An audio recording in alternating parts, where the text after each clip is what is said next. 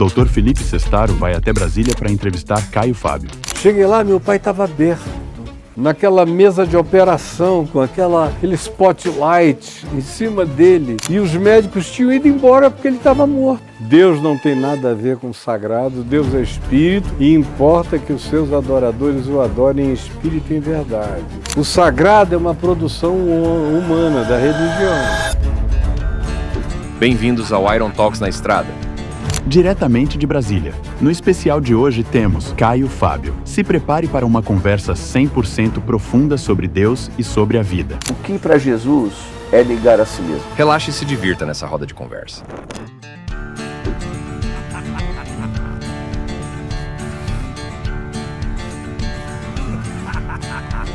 É muito interessante esse processo, porque eu fui missionário muito tempo na Rússia.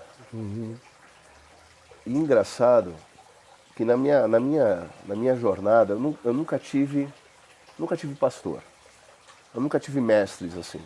Então eu estudei um pouco o que eu pude, li muitos livros, li toda a obra do Martin Lloyd-Jones, que foi uma boa base que eu tive, mas tudo eu fui aprendendo na marra, sabe? Vai aprendendo.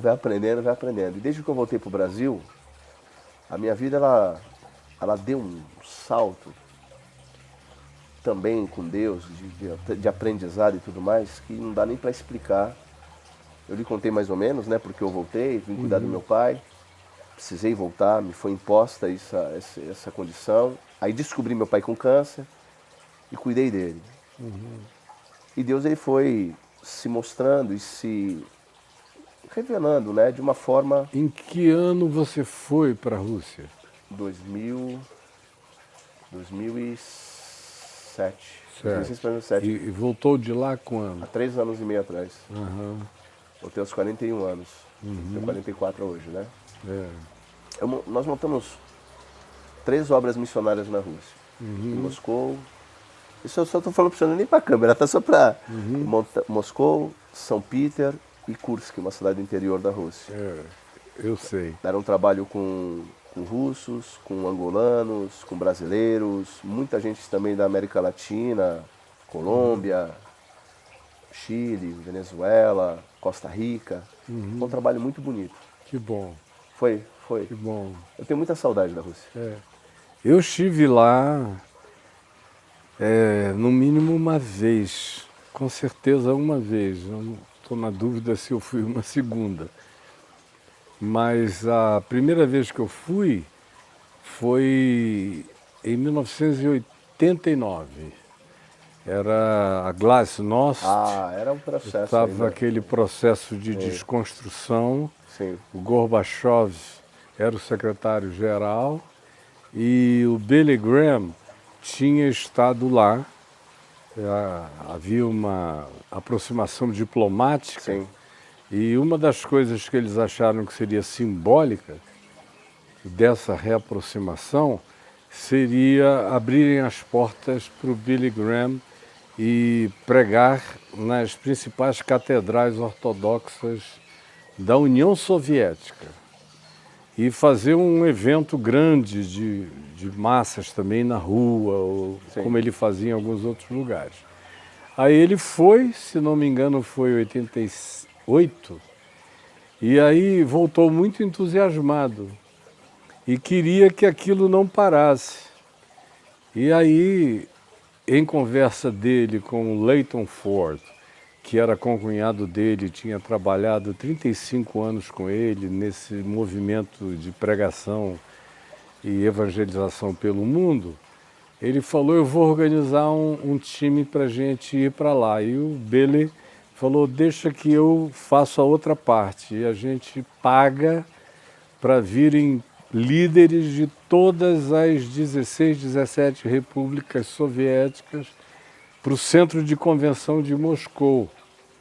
Aí ele chamou a mim e a um indiano amigo nosso, que era vice-presidente da World Vision International em Glendale, na Califórnia, muito amigo, eu viajei com ele para dezenas de países e fizemos muitas coisas juntos. Então fomos os 3.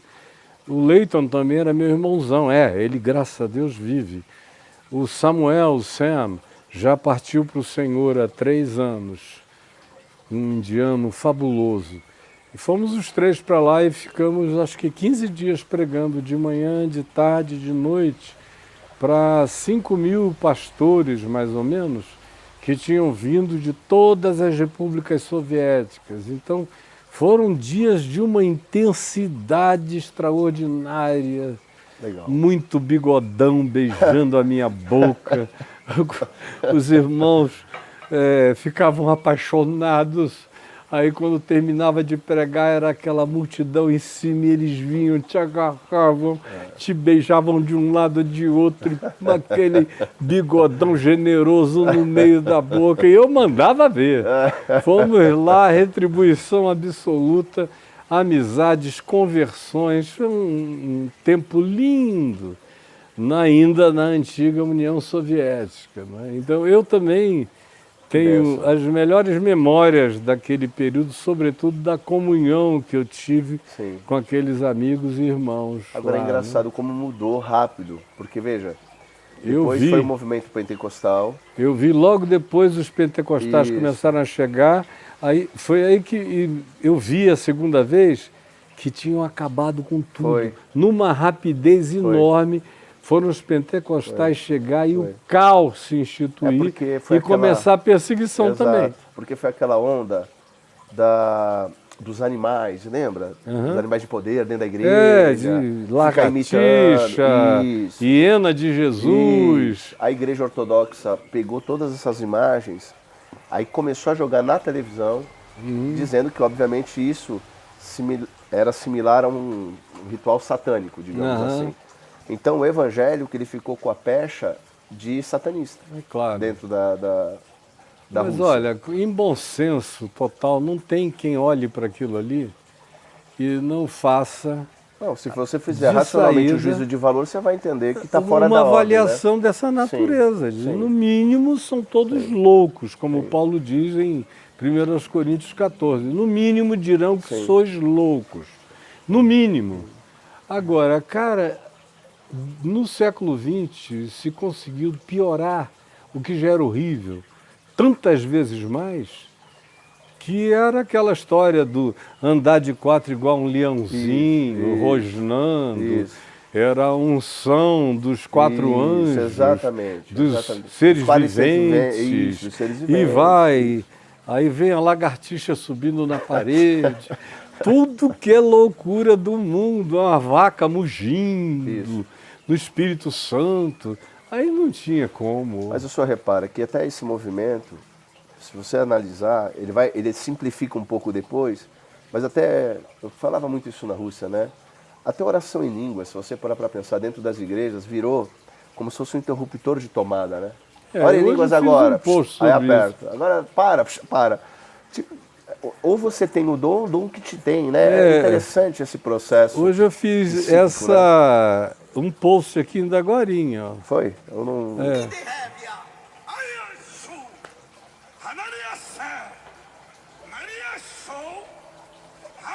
Aí, bom, É isso. o problema é... Não faz sentido, né, pastor? Não, aí eu peguei e respondi assim, ó. Brava tossi. Tossi picarro. Iriçô. Lacamarro. É isso. Iriami chu. Chu. Pri, pri, pri, pri, pá. Pronto, né? Tá falado, né? falado. Tá entendido, né? Tá entendido. Tá entendido. É isso. É Mas uma e- loucura. Aí, senhor, veja, quando a gente estava lá, óbvio, eu cheguei, tinha alguns missionários. Interessante esse processo, todos foram embora. Porque o Putin mudou a lei. Eu cheguei no segundo ano do mandato do Putin. Aí ele mudou a lei, o missionário tinha que ficar 6 meses dentro do país e para renovar 6 meses fora, ele enrijeceu. Aí nenhuma igreja manteve os missionários lá. Só que eu tinha ido e eu entrei como estudante. Então eu fiquei, todo mundo foi embora e eu fiquei. E aí eu comecei a reunir. Estudante de quê? Não, eu fiz Pegou um medicina. visto de Isso, eu peguei um visto. Eu nunca quis. Eu fui para ser missionário. Meu pai tinha esse sonho em relação à medicina. Aí quando Deus me chamou para ir para a Rússia, eu tive um encontro com Deus, eu não era de igreja nenhuma. E aí eu avisei meu pai, pai, tô indo embora. Deus... Foi uma coisa muito especial, muito específica. Nós não éramos evangélicos. E aí eu não era de igreja nenhuma. Aí meu pai quase endoidou. Mas por coincidência, tinha acabado de abrir no Brasil uma associação que mandava alunos para estudar medicina na Rússia. Eu fui o primeiro aluno a assinar contrato com essa empresa, olha só. Que foi uma semana após a minha conversão e o meu chamado para a Rússia. Que eu tive sozinho isso. Aí meu pai era meu melhor amigo, nós morávamos só eu e ele. Aí meu pai, aí eu falei, não pai, mas eu vou fazer medicina. Aí eu acalmei o coração do meu pai. E fui. Para Moscou. Para Moscou. Engraçado. Eu vou me abrir contigo, posso? Claro. Estou feliz de estar aqui. Vou te contar algumas coisas que eu nunca contei para ninguém. Aí eu só fiz um pedido para Deus. Falei, Deus, enquanto eu estiver fora, deixa meu pai vivo. Meu pai é um homem muito bom, Caio. Maravilhoso. Beleza. E eu passei todo esse tempo na Rússia sempre tendo essa certeza. Porque Deus só não sabe quando Deus confirma no teu peito. Tipo, tenha paz. Deu paz, né? E eu fui. E aí vivi todo esse tempo, montando as obras. Dificílimo. Trabalhei vários empregos diferentes lá para manter tudo. Porque era tudo proibido na Rússia. Conheci minha esposa brasileira lá, nós nos casamos, fizemos medicina os dois. Nosso primeiro filho nasceu lá, é russo. E a língua Ah, absorveu com certa rapidez? não. Porque é difícil demais. 3 anos para aprender, para começar a falar legal. Mas eu, óbvio, dominei, né? Para pregar, para falar tudo lá tranquilo. Mas falar bonito é outra coisa, né? Você fala, porque russo é muito complexo, né? É. E aí, depois desses 17 anos, na época da pandemia, eu recebo uma ligação e aí eu entrei, obviamente, no ministério, aquela coisa toda. Uma das pessoas desse ministério me liga e fala assim, Felipe, é o seguinte, a obra da Rússia é muito cara. Eles ajudavam só com um pouco do recurso, não era nem com a totalidade. Eu trabalhava para bancar o resto, mas a obra é muito cara. Vocês têm 13 igrejas aí. Como você foi o primeiro aí, escolhe quem vai e quem fica, eu só quero uma igreja. Aí eu, na hora, meu coração apertou, porque eu sabia porque eu estava lá. Todos os dias da minha vida eu sempre soube. Aí eu falei, não pastor, só pode deixar, eu vou embora, mas as minhas ovelhas elas vão ficar. Os 2 pastores eu vou dar um jeito, eles vão ficar. Aí eu remanejei financeiramente, vendi meu carro, dei um carro para um deles e tal. Aí peguei e falei, Esther, nós vamos embora. Uma semana depois que eu decidi ir embora, meu pai me liga que saiu uma pedra dentro dele quando ele foi urinar. Aí descobrimos o câncer. Aí, meu coração estava destruído por ter que voltar. Só que eu entendi que era um momento certo de ter voltado, que eu cuidaria dele. E aí eu fiquei com ele até o falecimento dele, todos os dias. Quanto tempo durou esse sofrimento dele? 1 ano e 6, 7 meses. É difícil. É, Você vê, câncer é uma doença muito triste. Aí eu vi ele morrer todo dia, muito doído. Mas Deus me deu um presente, Caio. Eu já falei isso em um programa, Deus me deu um presente no último dia de vida dele. E aí é onde eu te falo que a minha espiritualidade ela ganhou uma outra dimensão. Que meu pai estava em coma já, no paliativo, induzido. E com uma sonda no pulmão, sofreu muito. E aí eu passei a madrugada com ele na última noite dele. 3 horas da manhã, mais ou menos, ele senta na cama, Caio. E aí ele fala, meu filho. Oi, pai. Aí eu assustei, né? Oi, pai, oi. Me dê a mão. Aí, meu filho, você me fez um homem muito feliz. amém, E fechou os olhos. amém. E no dia seguinte de manhã morreu. Eu fico pensando assim, presentes de Deus, sabe, cuidado do Senhor, né? Só que você vai entendendo as coisas de uma outra dimensão, né?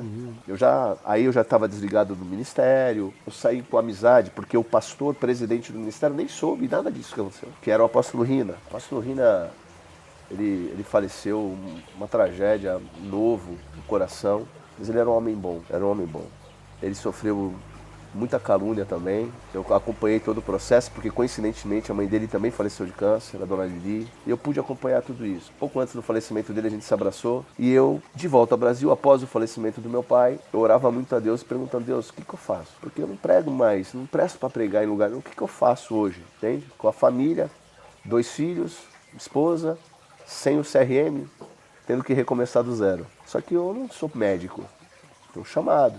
O que eu faço? Aí eu estava tomando um café na padaria, fiz uma oração a Deus nesse dia e falei: Deus, o que o apóstolo Paulo faria no nosso tempo? Aí Deus falou para mim, tipo assim, não tem mais geografia, cara. Aí me veio perfeitamente tudo que eu faço hoje, que foi a ideia do programa. Para levar uma verdade para as pessoas, levantar diálogo, contraponto. Eu converso com todo mundo, não importa o viés da pessoa, político, religioso, psicológico, não importa. Eu converso, eu levanto perguntas, eu faço questionamentos. E graças a Deus as coisas estão acontecendo. Amém.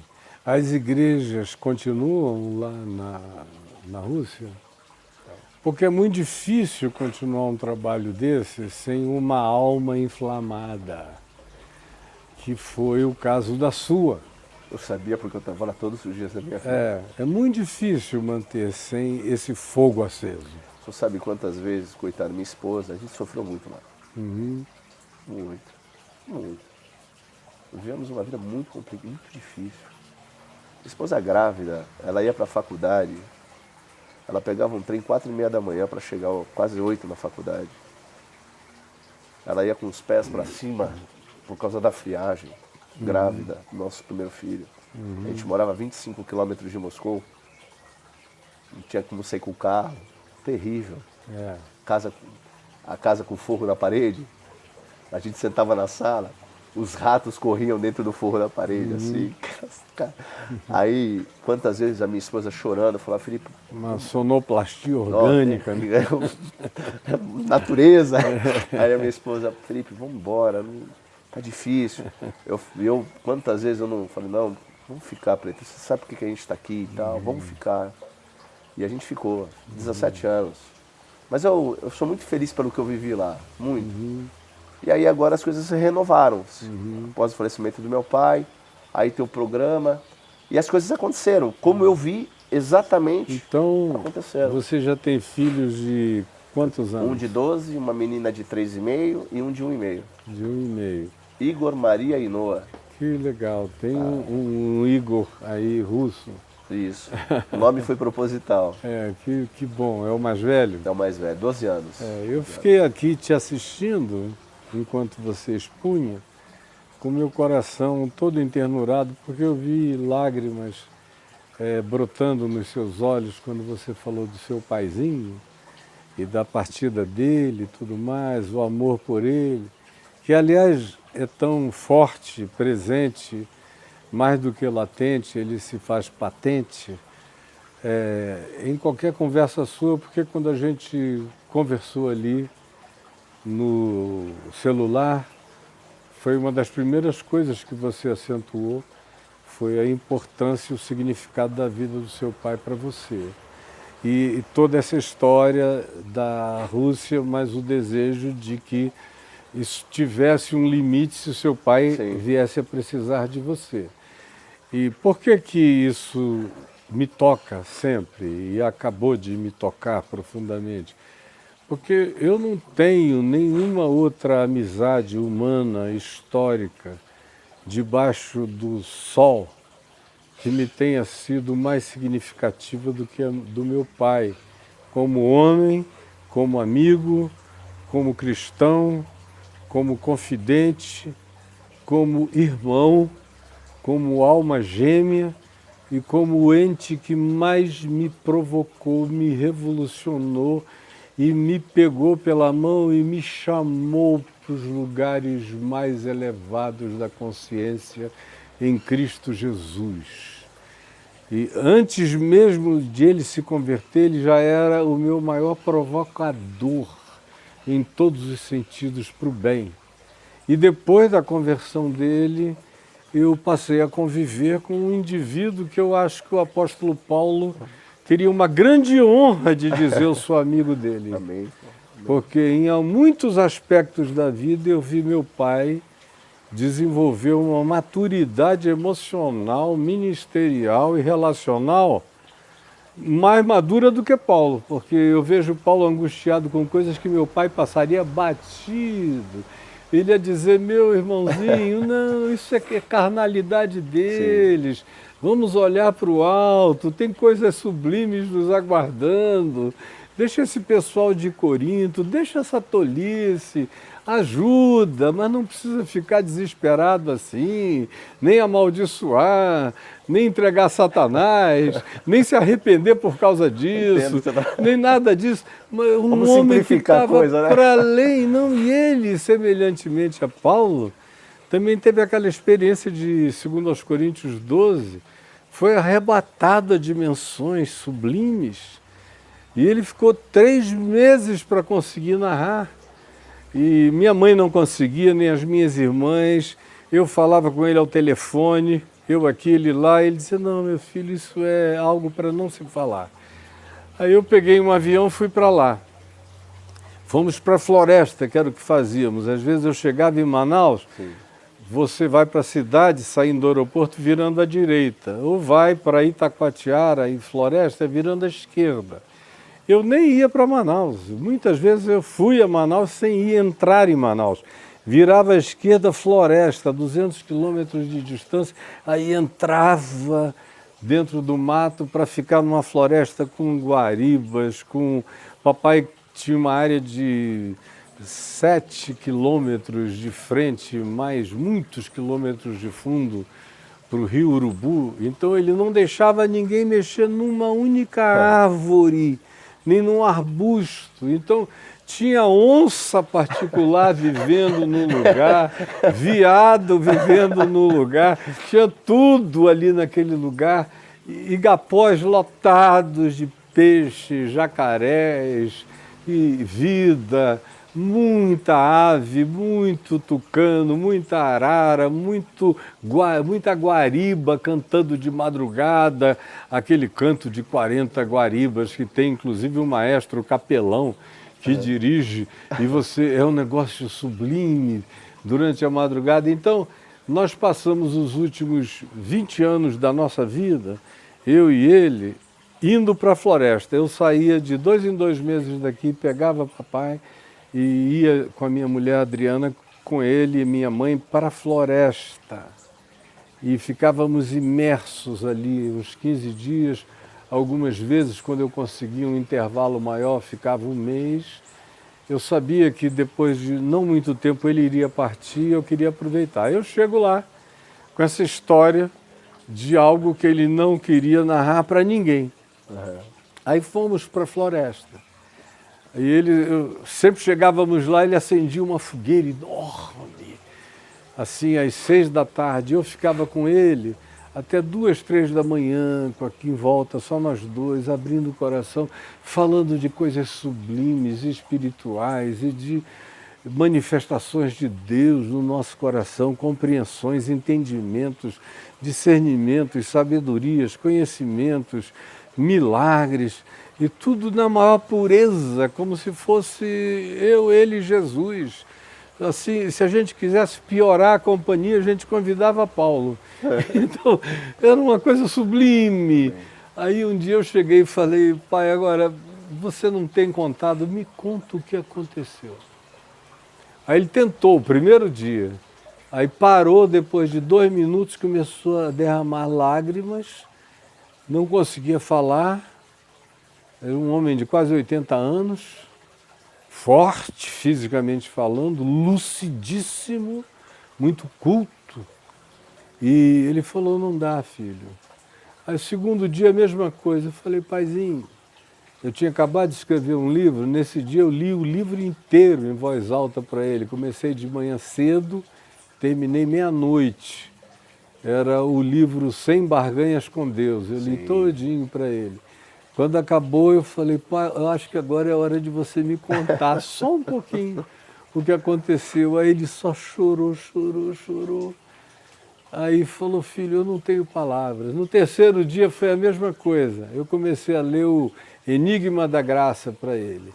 E ele, encantado, quebrantado, ele se quebrantava com a sabedoria divina. E foi, quando chegou a noite, falei, pai, você não vai conseguir falar? Aí ele falou, filho, você tem sido tão perseverante, cheio de paciência comigo, eu vou tentar, mais uma vez. Eu só vou dizer o seguinte, sabe o que o nosso irmão Paulo falou em 2 aos Coríntios 12? Aí eu falei sobre ser arrebatado ao terceiro céu e ouvir palavras inefáveis, as quais não é lícito aos homens referir.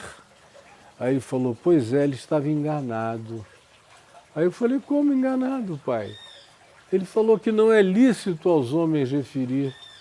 É lícito, meu filho. Só não dá. Só é irreferível, irreferível. Não há códigos, não há palavras. Você quer que eu conte? É como pegar um monte de lama e jogar no sublime. reduzir. Eu não tenho código, eu não tenho palavras. Quem quer que descreva essas descrições dessas visõezinhas pentecostalizadas são as coisas mais dantescas, carnais e de uma imaginação paupérrima e de um empobrecimento enfeiante, até endiabrante da sublimidade de Deus. É indescritível, não tem palavras para dizer. E aí ele só chorou e falou, você me entende? Eu sei que você me entende. Eu falei, não, eu compreendi tudo, porque eu nunca tive essa experiência transcendente desse arrebatamento. Mas eu sou visitado por conhecimentos espirituais que são praticamente incomunicáveis. Sim. E tem coisas que o senhor acompanhou, que Deus me deu há 53 anos atrás e eram tão profundas que o senhor disse, espere 50 anos pelo menos para começar a falar disso, porque esse povo tem que, pelo menos, alguns deles, viverem 50 anos de vida com Deus para começarem a entender o que você está tentando dizer, porque o povão não vai compreender nunca, meu filho. Tem que experimentar para saber, senão não vão entender. É isso.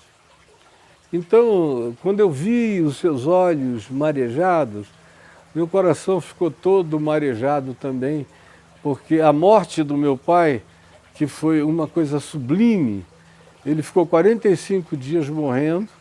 O hospital me amava tanto quanto amava eles, e os médicos e o dono do hospital reservaram um lugar para mim dentro da casinha de UTI dele, o que é totalmente proibido. Eu fiquei lá, eu não voltei mais, eu só ia na casa dele, da minha mãe, tomar um banho e voltar correndo.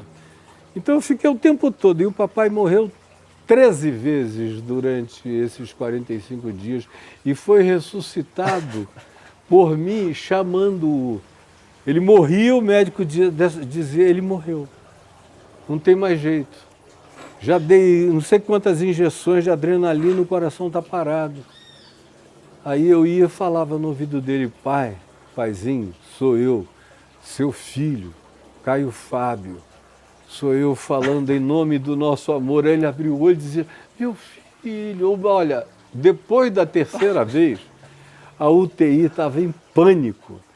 Aí os médicos já nem faziam mais nada. Quando ele morria, o médico, doutor Marcel, me chamava, juntamente com os plantonistas. Fala com ele, pastor! Chama ele, pastor! E continuou assim até a 12ª vez, no dia em que ele morreu 3 vezes no mesmo dia. Ficou 12 minutos morto. Aí ele disse, já passou do prazo de oxigenação, ele está descerebrado. Aí eu fui e falei no ouvido dele, meu amor, sou eu, estou aqui contigo, viu? E vai ao encontro da glória do nosso amado. Aí ele abriu o olho e falou, meu filho, você me chama, eu já estou indo. Eu estou conhecendo esse hospital inteiro, tem tanta gente morrendo lindamente e tanta gente morrendo tão mal. E eu vejo tudo que está acontecendo nesses intervalos, mas eu ouço a sua voz e volto. Aí veio a 2ª vez, algumas horas depois. Aí ele ficou 18 minutos. Aí ele disse, olha, já era, não existe isso.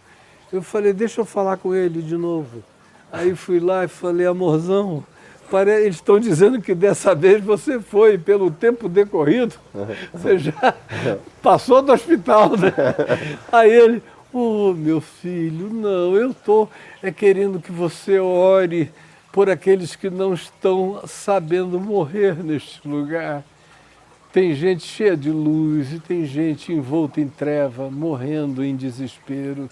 Ora, ora, ora, que o Senhor vai ouvir.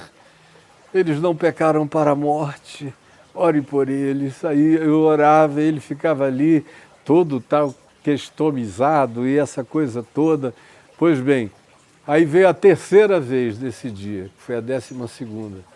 E aí ele ficou quase 30 minutos com um enfermeiro que não desistiu, o apelido dele no hospital era Highlander. Depois disso tudo isso, virou lenda hospitalar. Aí o Wilton, que era o enfermeiro, sentou em cima dele e falou, eu não saio daqui até o pastor vir falar com ele. Aí, se o pastor chamar e ele não responder, aí eu dou como morto. Antes disso não, eu agora perdi a fé na ciência. Aí eu fui lá e falei de novo com ele, paizinho, você quer voltar, pai? Eu estou aqui te esperando. Aí ele abriu os olhos e não falou, ele só me deu umas piscadinhas assim, um sorriso. Aí ele falou, eu quero falar com você. Aí eu baixei bem a cabeça, ele falou, filho, você me disse que estão preparando uma UTI móvel lá em casa para eu mudar para lá. Mas eu não vou realizar isso. Eu vou ficar aqui. E eu quero fazer um pedido agora. Não me chame mais. Porque se você me chamar, estranhamente, o nosso vínculo é uma coisa tão sublime que eu volto. Deixa eu ir. E não me chame mais. Aí eu falei com a família inteira, minha mãezinha, minhas irmãs, meus sobrinhos que estavam lá. Minha mulher, que foi 2, 3 vezes lá, mas ela também estava doente, fazendo tratamento no Rio, ela foi para se despedir dele. E eu falei, ó, ele pediu para eu não chamar mais.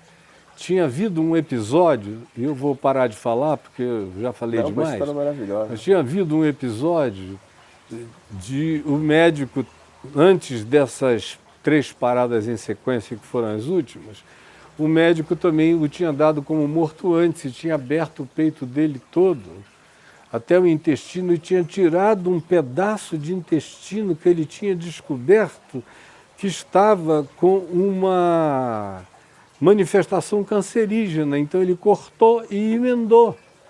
Aí me chamou, porque eu tinha ido tomar um banho, eu voltei correndo. Cheguei lá, meu pai estava aberto, naquela mesa de operação, com aquele spotlight em cima dele. E os médicos tinham ido embora porque ele estava morto. Só estava lá o médico dele me esperando. Aí, chorando, e disse, reverendo, dessa vez a gente perdeu, ele foi. Eu nem fechei mais, ele está todo aberto. O que eu faço? Eu falei, põe uma tela. Põe uma tela e passa um curativo. E me dá 5 minutos. Aí ele, para quê? Eu falei, só eu e Deus. Aí eu entrei no banheiro da sala de cirurgia e me joguei no chão e comecei a gargalhar de gozo, chorando de gozo e dizendo obrigado, Jesus, por ter sido filho desse homem. Obrigado pelo privilégio de ter convivido com esse anjo do Senhor. Obrigado pela grandeza de humanidade que tu instilasse deles em mim e da fé que tu transferiste dele para mim e da graça de compreensão. Além de tudo, obrigado por vê-lo morrer como uma piedade, braços abertos no teu colo, com o peito aberto, como ele viveu, de peito aberto e alma para fora e coração pulsando do lado de fora. Obrigado por esse privilégio. Aí eu enxuguei as lágrimas, eu vou abrir a porta, voltei, quando eu cheguei lá, que eu olhei para ele, ele abriu o olho, me deu um sorrisinho e falou, ainda não é agora, não. O médico quase cai, coitado, de susto. Falei, fecha, não dá ponto, só a tela, vamos levar para lá, porque ele vai partir. Mas vai ser a hora que ele disser que chegou, a hora que ele quer ir. E aí eu esperei esses outros eventos. E o que aconteceu quando eu voltei de lá, depois daqueles quase 2 meses, ao final foram mais de 2 meses, porque eu fiquei depois para consolar minha mãe, as minhas irmãs, os meus sobrinhos, a família inteira, a grande parentela, tudo isso e a igreja. Fiquei por lá aconselhando, ajudando, acalentando. A vida dele tinha sido totalmente incomparável para a vida de milhares de pessoas. E aí, quando eu voltei para casa, aqui para esta casa, a Adriana, depois de uma semana, me disse, olha, a impressão que eu tenho é que além de tudo que você já carregou a vida inteira agora, parece que teu pai tirou aquela velha capa de simbolização de Elias, que colocou sobre os ombros de Eliseu. A sensação que eu tenho é que você voltou de lá carregado de uma unção, de uma graça e de uma compreensão celestial transcendente, que parece que você foi junto com ele fazer aquela viagem do terceiro céu que ele dizia que não tinha como descrever nem definir. E eu disse, é exatamente assim que eu estou me sentindo e sei que ele me deixou uma herança incomparável de glória dos santos na luz. Foi o legado que ele me deixou e eu abraço isso de todo o meu coração. Então, eu compreendo esses vínculos e é um vínculo bem-aventurado de alguém que pode falar do seu pai com o amor, a gratidão, a alegria e a entrega feliz com a qual você fala. Cara, o vínculo, né? Eu tive 3 momentos especiais com meu pai, além desse último que eu te contei, que eu tenho que ser grato para sempre, porque meu pai salvou minha vida, né? Quando eu encontrei o Senhor, antes de eu me converter, eu estava num período de depressão muito grande. Eu estava descendo a serra de ônibus, de São Paulo para Santos, eu tive uma crise de pânico dentro do ônibus. Eu nem sabia o que era aquilo. 30 anos atrás, quase, mais, um pouco menos, né? E aí, eu cheguei na rodoviária, desnorteado. Cartão telefônico, tentei ligar para ele, não atendeu. Tentei ligar para um amigo, não atendeu. Eu deixei lá e saí andando pela cidade, a esmo. Quando eu estava atravessando o túnel da rodoviária de Santos, eu ouvi, como você está ouvindo minha voz, se joga. Aí eu tentei pular. E o pessoal não sabe como a voz do diabo é audível, nítida e clara. Mas minhas pernas travaram, eu atravessei o túnel, não consegui me pular, não porque eu não tenha querido. No final do túnel eu sentei, comecei a chorar e falei, Deus, eu não consigo nem tirar minha própria vida. Levantei e continuei andando. Eu acho que eu andei aquele dia, sem exagero, mais de 2, 3 horas. Nesse momento eu estava andando na beira, no calçadão da Praia de Santos, ali na altura do Gonzaga. Aí mesmo assim, era uma nuvem na minha frente, eu só andava, não via nada. Eu conheço isso muito, porque eu vivi assim anos, querendo me matar, angustiado. Aí eu ouço uma voz assim, Felipe, meu filho. Eu olho, era meu pai. Aí ele, estava te procurando, meu filho. Eu não sabia que eu estava ali. Ninguém falou nada para ele, eu não deixei recado, nada. Estava te procurando, meu filho. Ele me deu um abraço. Vamos que eu vou te levar para casa, vou cuidar de você. Nesse dia, na madrugada, eu tive um encontro com Deus. Eles me deram um Rivotril para apagar. E quando foi, eu nem lembro, eu tomei o Rivotril. Quando foi 2h30, 3 da manhã, mais ou menos, era o esquema. Eu acordei em pé na sala, eu lembro nitidamente disso, eu tive um sonho. E nesse sonho eu discutia com Deus. E me veio o ímpeto de orar. E aí eu fui orar. E como você está ouvindo a minha voz, eu ouvi, Felipe, vem para a minha igreja. Eu dobrei meus joelhos para orar, abri, nunca tinha lido a Bíblia. Abri, aí estava em Coríntios, dons. Aí eu li a parte dos dons, o amor, fé, a esperança, o maior de todos é o amor. Aí eu falei, Deus, eu não tenho nada para te entregar, mas eu sou teu. E nessa hora eu tive uma experiência profunda com Deus, sozinho. Amém. E me levantei daquele momento, porque o tempo passou, é outra coisa, sabendo exatamente onde eu tinha que ir, para onde ir, como ir, tudo. Ainda que não fosse uma realidade tática, mas porque foi uma semana depois que eu entrei em contato com aquela empresa que não existia, porque a empresa abriu uma semana depois. Então as coisas confluíram e eu sabia todos os dias da minha vida porque eu estava na Rússia. Esse foi o primeiro momento do meu pai. O segundo, o primeiro ano de Rússia foi muito difícil. Posso imaginar. Eu passei meu Natal e o Ano Novo em jejum, os 40 dias de jejum na água porque eu não tinha dinheiro para comer. Buscando a Deus todos os dias na madrugada. Busquei muito a Deus. Tive experiências absurdas. E eu voltei, estava muito machucado. Sozinho, sem igreja, sem irmão, sem amigos, sem nada. E eu falei pro meu pai, eu não vou voltar mais, eu vou ficar. Vou fazer teologia, vou estudar qualquer coisa aqui, eu vou ficar. E meu pai me parou assim na porta do elevador, olhou para mim e falou, filho, nunca te pedi nada, só vou te pedir isso, volta por mim. Só mais um ano. Se você não aguentar, eu tô aqui por você, para sempre. Mas por mim, tenta mais um ano. Eu voltei. Deus usou meu pai para eu manter a minha... Porque eu estava muito machucado. E eu voltei. Imagino. E nunca mais pensei em desistir depois daquilo. E o terceiro momento que para mim foi mais especial foi meu pai, antes de fazer a cirurgia dele, antes de fazer a cirurgia,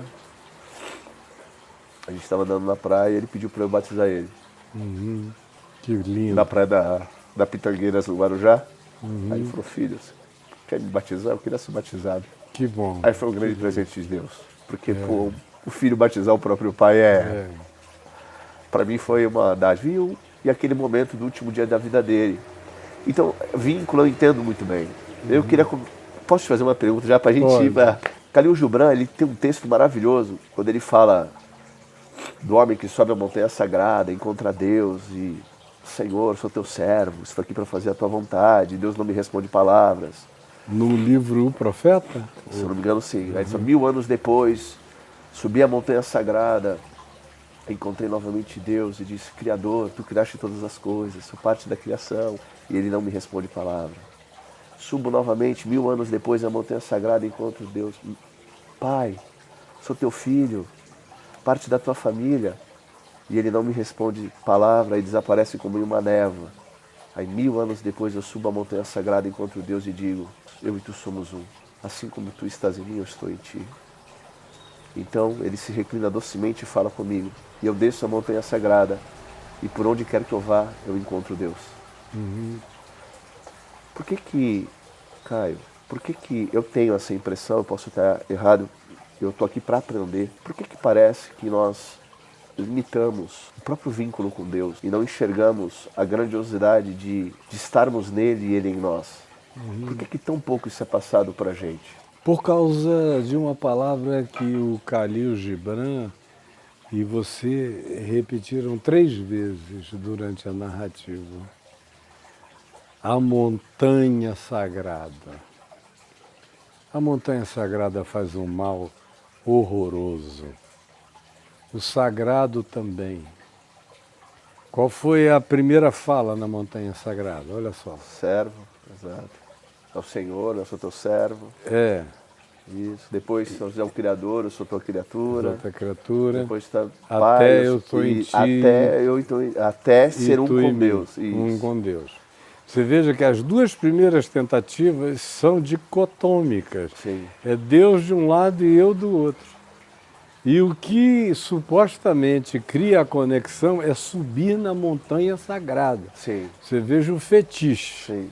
que tem que subir num lugar Sim. sagrado, que Jesus desmonta com uma paulada só. Perfeito. Mulher, eu te digo que nem neste monte Gerezim, Perfeito. nem em Jerusalém é o sagrado onde se deve adorar. Deus não tem nada a ver com o sagrado, Deus é espírito e importa que os seus adoradores o adorem em espírito e em verdade. O sagrado é uma produção humana da religião. O santo é tudo que Deus criou, que é bom. E que visto com os bons olhos você enxerga a santidade de Deus em tudo. E com gratidão você transcende e se apaixona por Deus em tudo que foi criado. E aí todas as coisas se transformam na catedral indizível do amor de Deus, aonde o vínculo é Ele em mim e eu nele. Mas o sagrado determina que primeiro, para falar com Ele, eu tenho que subir num lugar aquele lugar é o que aproxima Deus de mim, e tem um discurso que eu tenho que fazer para agradar a Deus e que está pré-definido. Eu sou teu servo, ou eu isto para ti, até que você desiste disso tudo. E se o Khalil Gibran tivesse tido uma conversa, a gente tivesse gastado uma manhã juntos, ele entenderia muito facilmente, porque ele era um homem de percepção espiritual extremamente aguçada, que a diferença entre o sagrado e o santo não é uma sutileza semântica, ela é gritante. O sagrado cria fetiche, cria lugarizações divinas, cria ritualísticas, né? Ritualísticas, cria relíquias, Perfeito. santos graus, pedras de Jerusalém, Sim. a chave que abriu a porta do Pentecoste, ou qualquer outra coisa. Ou no mundo esotérico, o sagrado vira cristal. Claro. Tudo isso é fetiche sagrado. Aqui na minha casa não, porque isso aqui é só uma pedra. Sim. Que nem fui eu que comprei. Tudo que é pedra que tem aqui eu ganhei de presente de amigos que sabem que eu gosto de pedras bonitas como pedras bonitas e me dão mesmo, só né? pedras E bonitas. são bonitas mesmo. Mas sim. eles sabem que não tem nada entre Sim. mim e a pedra. Sim. E, enfim, tem muito mais entre mim e qualquer árvore do jardim do que entre mim e a pedra. Entre mim e as árvores do jardim tem muito mais conexão vibratória Sim. do que em qualquer outro nível. Mas, pois bem, o sagrado é uma coisa horrorosa, porque ele reduz a nossa visão de Deus enormemente. Aí o cara, se não vai no culto, no lugar sagrado, está em pecado. Se não ouve o sermão sagrado, está em falta. Se não dá o dízimo sagrado, está pecando contra Deus e sonegando. Se não canta as músicas do sagrado, está também cometendo blasfêmia, se tiver gostos variados, Sim. musicais, mundo afora. Sim. Se não se dedicar extremamente ao benefício da figura sacerdotal, profissional do sagrado, você também está um pouco afastado da comunhão que fica tanto mais profunda com Deus, quanto mais você sirva o representante autorizado dele na terra. E aí eu podia sair multiplicando. Claro. É o sagrado que faz jogar bomba em Gaza, Claro. é disputa pelo sagrado, dominação do sagrado. Quem é que tem uso capião do sagrado? Se é a Bíblia ou a história de milhares de anos São de permanência. os dominadores, no final das contas. Dominadores do sagrado, que eu Sim. acabei de lançar Sim. uma série documental que vai ser lançada agora dias 10, 11, 12, Legal. gravada lá na Ásia Menor, nas igrejas todas que desapareceram Sim. da Ásia Menor, do Apocalipse, muitas das quais Paulo mandou carta para elas e várias outras coisas. E o tema documental dos 9 episódios são os dominadores do sagrado, Exato. que foi o que Constantino fez. Sim. Foi transformar o evangelho, que é espírito e verdade, e amor a Deus, em qualquer lugar onde Sim. nada é sagrado, porque tudo é santo, Sim. em lugares sagrados, na casinha sagrada, a catedral sagrada, a capela sagrada, o pastor sagrado, Mas, o cara, sacerdote sagrado, por a que a gente ceia tem- sagrada. Mas por que a gente tem tanta dificuldade hoje? Porque, veja bem, o acesso, ele existe. Por exemplo, eu até brinco com a minha esposa. Nós convivemos com muitos indianos na Rússia. Muitos indianos. E a gente não entende muito bem a cultura oriental, né? É diferente. E tem muito preconceito de saída, né? Aquela coisa, o hindu, tu não entende muito, são milhares de deuses e tal, beleza. E aí, de repente, eu estou estudando, estou buscando. Mas não são milhares de deuses únicos. Sim. É isso que o pessoal Sim. nunca vai entender aqui, Sim. é que eles adoram os deuses que em Gênesis 6 são aqueles que produziram filhos com as filhas dos homens Sim. e se tornaram os varões poderosos que dominaram toda a antiguidade, dos quais nasceram também as aberrações dos Sim. nefilins. Claro. E como o livro de Enoque diz, citado por Judas, por Paulo, por Pedro, até por Jesus, que valida várias partes do livro de Enoque, que corromperam o mundo inteiro e trouxeram as tecnomagias que corromperam toda a criatura vivente pela qual e por cujas realidades veio o dilúvio, o grande dilúvio, para fazer um resetting Sim. naquilo ali. Então, Sim. os deuses dos povos, de qualquer lugar dos povos, se você não tiver uma compreensão histórico-antropológica e espiritual, você vai chegar e dizer que são os ignorantes do mundo. Mas eles não tiveram, foi o passo para além daquilo. Eles não conheceram o absoluto absoluto. Então, todo o contato que eles tiveram foi com anjos. Anjos caídos, que eles chamaram Sim, de deuses, sim. que os gregos chamam Sim. na mitologia deles de deuses. Zeus era um anjo caído. Sim. Todo aquele panteão grego é de anjos caídos. Tem o uma- panteão tem celta é de uma anjos origem, caídos. uma raiz comum, Tem, né? tem. Sim. São todos da mesma natureza, com a mesma descrição. Então, quem não entende isso, chega lá julgando o Sim. indiano, ao invés de ter logo carinho compassivo, Lógico. de dizer, não, eles só chegaram até aqui. Eu tenho o privilégio de, com muita calma, explicar para eles como esse fenômeno se desenvolveu, e que você lê o Mahabharata, você lê os Vedas, você lê toda a literatura indiana, eles não estão descrevendo Deus. Eles estão falando de divindades, como Jesus disse, sois deuses. Sim. Ou como a Bíblia chama, anjo de Deus também. Afinal, Jacó lutou Sim. com um anjo, Sim. mas que às vezes é chamado de Deus. E porque o que não era explicável era Deus, mas era uma figura angelical. Mas mas tem uma parte, eu até falo, é isso que eu estava falando para minha esposa, do próprio hinduísmo, que eu achei incrível. Por exemplo, o senhor já deve ter ouvido falar dele, Vivekananda, né? Que já é uma compreensão, inclusive o olhar sobre Cristo, que é diferente. A ideia do uno, né? Deus como um, Jesus, né? Como a consciência, que é a manifestação, são formas distintas, talvez de falar praticamente a mesma coisa, Até no né? hinduísmo você tem a trindade hindu. Que é o Satchitananda, por exemplo. Está lá. É a existência eterna, a consciência eterna, a bem-aventurança eterna. Não Pai, Filho e é de Espírito Santo. acordo com a descrição do Concílio de Nicéia. Exatamente, Mas está lá É isso- muito é isso que antes eu- de tudo. E se você Isso. for em todas elas, você Isso, encontra. isso. Eu estou acabando de voltar de novo do Egito. Fui gravar um documentário lá.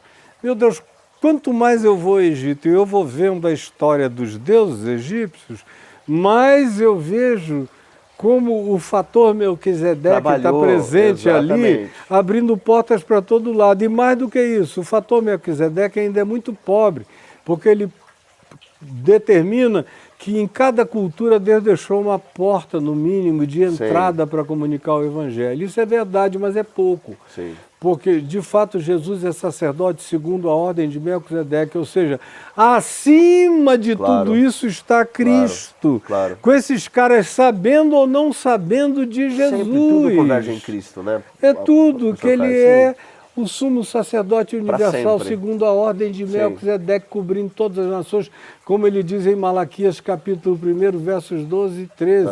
Ou não sabeis que em todas as nações da terra o meu nome é cultuado, Isso. e a ele são oferecidos incensos que eu aceito. Eu não suporto, é o culto de vocês. A iniquidade praticada no ajuntamento solene. Perfeito. Quem me dera houvesse alguém que viesse e fechasse as portas dos templos Isso de aí. vocês. Mas então, é interessante que o senhor falou do fator Melquisedeque, que eu consigo olhar, por exemplo, as nações, elas receberam um vislumbre. Nós tivemos a dádiva e o privilégio de conhecermos a história, que se tornou uma pequena porta agora de novo, para muita gente. Ela Porque virou- Jesus foi reduzido.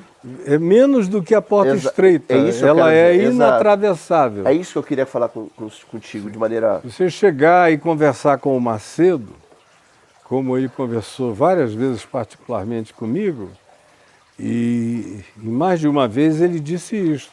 Aqui na minha igreja é proibido pregar Jesus, porque Jesus dá azar. Se você pregar o evangelho aqui, o povo vai parar de trazer dinheiro para mim, para o dízimo, para as ofertas. E eu não vou poder fazer barganha, porque não tem no evangelho espaço para troca. Exato. É graça. E aí isso é muito sem graça, porque Jesus vem e ama todo mundo, não pede nada de ninguém, cura qualquer um, não diz que tem que ir para igreja nenhuma, nem para lugar nenhum, nem para congregação nenhuma, não dá ordem a nenhum apóstolo dizendo vigia o gadareno, fica com ele, Claro. vai para a casa dele. Não, é tudo diferente. Então aqui não serve porque eu estou atrás de grana. E uma frase que ele repetiu para mim várias vezes foi: Caio, tudo que você prega está certo, mas o problema é que não dá certo, porque não tem barganha, então não tem grana. Agora- E como ele, ouvi isso de vários outros. O Estevão Hernandes me disse a mesma coisa. Eu não vou, se eu for sair citando os nomes, Agora- é o panteão todo dessa moçada que resolveu fazer opção pelo não evangelho, onde não tem nem porta estreita. É fechada a porta. Em breve você acompanha a parte 2 desse episódio.